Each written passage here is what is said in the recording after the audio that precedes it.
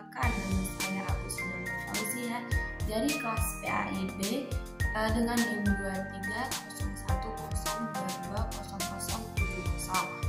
Saya diberi tugas tentang menjelaskan apa itu hibah dan wasiat.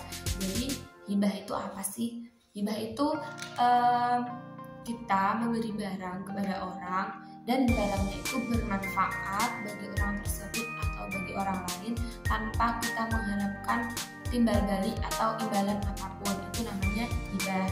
Nah, contohnya itu kayak kita menghibahkan motor, mobil, pakaian, dan lain-lain. Untuk hal yang dilarang dalam hibah itu ada dua. Yang pertama, barang yang kita berikan itu bersifat haram, itu tidak boleh. Dan yang kedua, itu kita memberi barang dan barang itu kita ambil lagi, itu juga nggak boleh. Terus yang ketiga itu ada syarat dan rukun. Nah, untuk rukun hibah sendiri itu ada 4. Yang pertama, orang yang menghibahkan atau al-wahib. Yang kedua, itu orang yang menerima atau al-mauhubullah.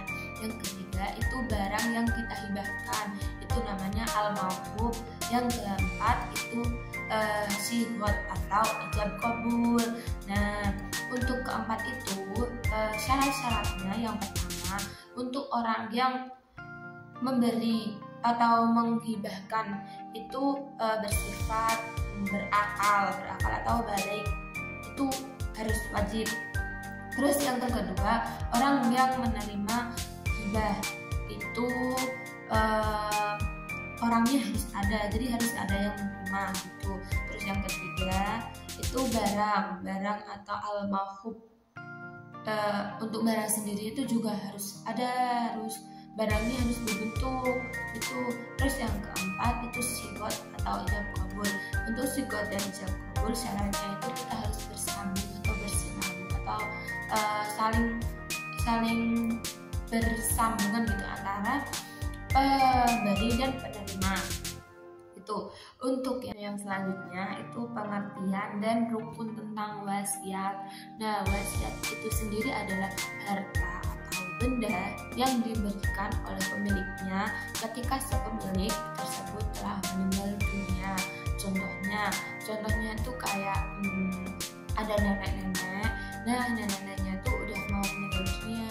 Dia bilang sama anak-anaknya, besok kalau kebun pisang di belakang rumah udah berbuah, tolong dibagikan kepada tetangga atau kerabatnya. Itu namanya wasiat.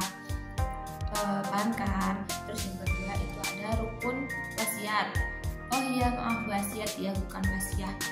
Nah, selanjutnya itu rukun wasiat. Untuk rukun wasiat sendiri itu ada 4. Yang pertama al-musi. Al-musi itu orang yang berwasiat. Terus yang kedua al-musallah.